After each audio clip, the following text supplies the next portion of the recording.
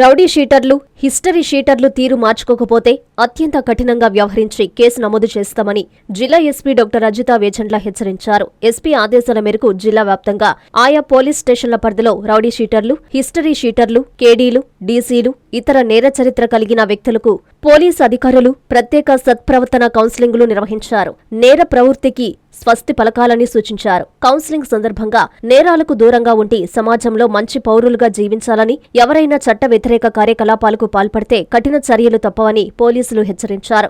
జిల్లాను ప్రశాంత జిల్లాగా ఉంచడం, ప్రజల ప్రాణ, ఆస్తుల రక్షణతో పాటు శాంతి భద్రతల పరిరక్షణే పోలీసు శాఖ ప్రధాన లక్ష్యమని అధికారులు పేర్కొన్నారు.